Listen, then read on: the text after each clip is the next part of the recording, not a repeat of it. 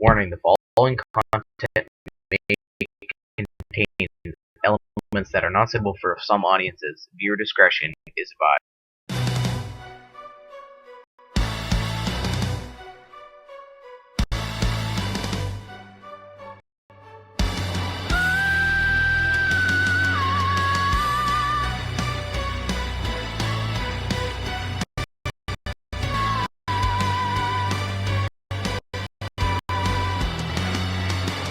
See you there behind the veil.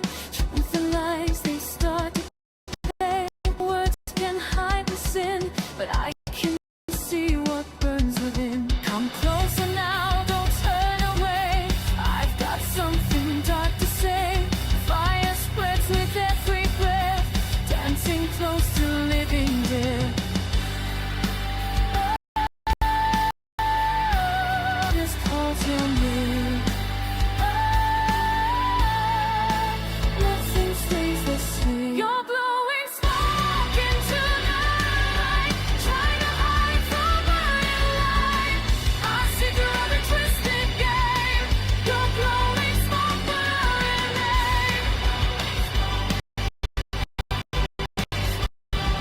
Truth will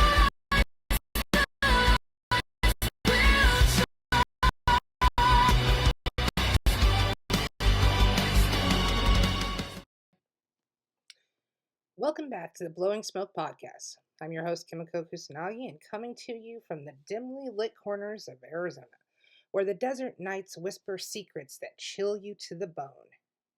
If you're new here, we explore the paranormal, the unexplained, and the downright terrifying, plus everything in between. So grab your headphones, light up, and listen in.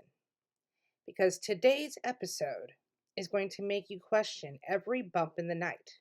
Our topic: Innocent Whispers, how demons masquerade as child ghosts to steal your trust.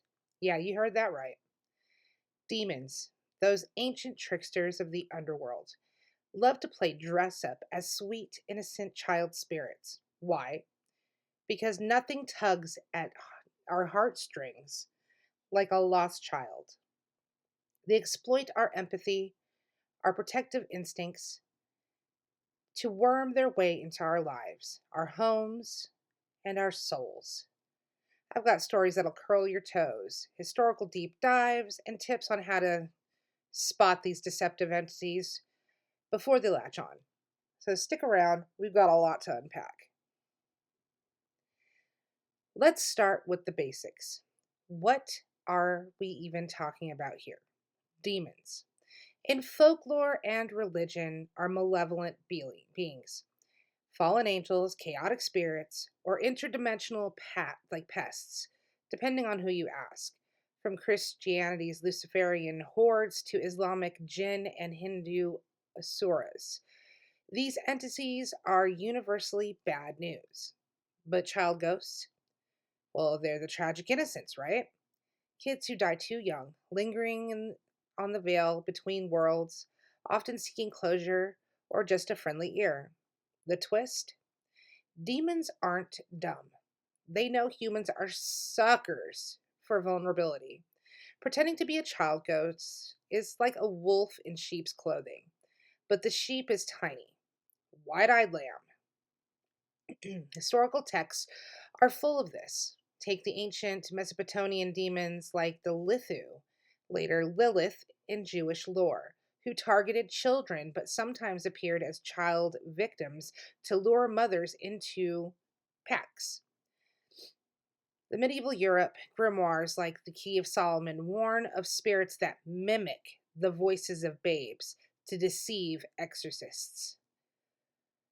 I remember reading about the Bell Witch in Tennessee folklore from the 1800s, officially a poltergeist, but some accounts describe it as starting as a child's voice, giggling and asking for help, before escalating to violent possessions. Was it a demon in disguise? Historians debate, but the pattern fits: start cute, end catastrophic.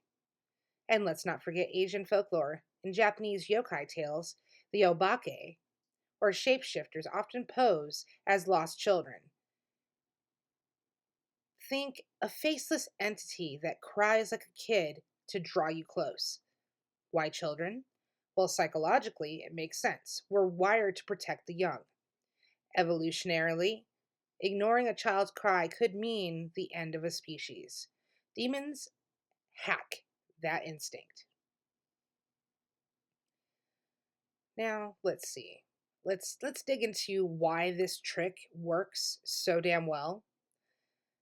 Psychology time, guys. All right. So, humans have what's called the baby schema. Big eyes, soft voices, helplessness that triggers our nurturing side. Studies from Konrad Lorenz in the 1940s show that we respond to these cues in animals and kids alike. Demons exploit this like a phishing scam for the soul. Now imagine you're in an old house and you hear a faint cry, "Mommy, I'm scared." Your heart melts. You investigate. Maybe even invite it in with sympathy. Boom, trust established. Next thing, it's asking for favors. "Open this door," or "say my name 3 times." Before you know it, you're dealing with a full blown possession or bad luck streaks. Real world parallels? Well, look at con artists. They use the lost child scams to gain entry, pretend to be a kid in distress to rob you blind. Demons do the spiritual version of this. And in modern paranormal investigations, like that on Ghost Adventures, teams often encounter child entities that turn aggressive. Zach Baggins has stories and tons of EVPs, starting innocent, then twisting into growls. One chilling example, the Amityville Horror, the Lutz family heard childlike voices before the horror ramped up. Was it the ghost of a murdered kid? Or something darker posing? Ralph DeFeo claimed demonic influences. Coincidence? So, alright, we're halfway through here. Let's go ahead and take a break real quick. In a world that never logs off, one store dares you to bleed code. T-shirts that pulse like corrupted data. Every thread is a virus. Every print is a wound. Hoodies stitched with encrypted screams. Become the glitch. Hats that crown the... Log in before the void logs you.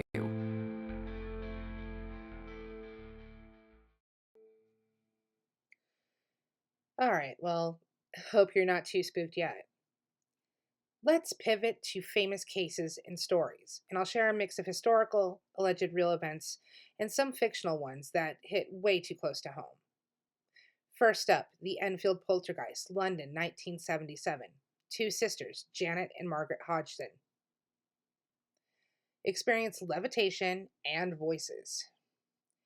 It started with a child's playful knocking, but escalated to a gruff demon voice claiming to be Bill Wilkins, a dead man. But wait, initial manifestations were childlike giggles and pleas. Parapsychologists like Guy Lyon, Playfair, documented it, and skeptics say that it was a hoax. But believers point to demonic mimicry. Photos show Janet contorted, classic sign of something not so innocent. Now, across the pond, the Smurl haunting in Pennsylvania in 1980s, the family heard child cries in the wall, but then it turned to sexual assaults and black masses. Ed and Lorraine Warren investigated. Technically, they investigated both of those, concluding a demon was posing as a child to infiltrate the Catholic household. Their book, The Haunted, details how the entity gained trust by mimicking the kids' voices. Now, for a global spin, in Mexico, the legend of La Llorona, the weeping woman who drowns kids. But flip it. Some variants have demons posing as her drowned children, luring mothers to the rivers with cries of "Ayúdame" or "Help me." Indigenous Aztec roots tie to the Chucalti, a goddess with demonic undertones. Fictional but insight. Movies like the Conjuring series, in Annabelle Creation, the demon poses as the dead daughter, B, to gain entry. Or Insidious, where the further has entities mimicking kids to trap souls. These aren't just Hollywood, they're inspired by real lore from demonologists like the Warrens. Now, let me tell you a personal story. Well, from a listener's email that I got a few months ago. And we're going to call that person Sarah. So, Sarah's from Texas. And she wrote, I thought my house had a little girl's ghost. She'd sing nursery rhymes at night, and I talked to her and I felt sorry. Then objects flew, and a voice said, let me into your head. I saged the place, and it stopped. Chills, right? Now, if you got stories like that, go ahead and drop them in the comments. Okay, smoke blowers, if you're still with me, let's just go ahead and talk defense.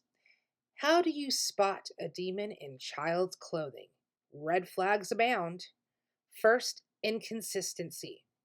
Real child ghosts are often repetitive, stuck in trauma loops. Demons adapt, manipulate the conversations, and probe for weaknesses. If the ghost starts negotiating or demanding, it's suspect. Second, physical signs. Child ghosts might bring cold spots or sadness. Demons bring oppression, headaches, nausea, and nightmares. Watch for sulfur smells, shadows that don't match, or pets freaking out. Third, test it. In many traditions like Christianity, command it in the holy name. In the name of whatever deity you believe, reveal yourself. True spirits comply or flee. Demons resist or mock. Now, protections, salt lines, iron objects. Folklore says that demons hate iron, or herbs like sage and rosemary. In voodoo, bevies ward them off. Modern tech, EMF meters spike erratically with demons versus steady with ghosts. Don't engage alone. Call a professional, a priest, a shaman, or a paranormal team. And remember, intent matters. If you're skeptical but open-hearted, you're bait. Well, we're wrapping up this foggy journey. To recap, demons love the child ghost guise because it hacks our trust. From ancient lore to modern hauntings, the pattern's clear. Start innocent and end insidious. Stay vigilant, protect your space, and don't let the whispers lure you. So, that's it for me, and thanks for tuning in, creepy crawlers. You stay creepy, like Kimiko Kusanagi, okay? Bye!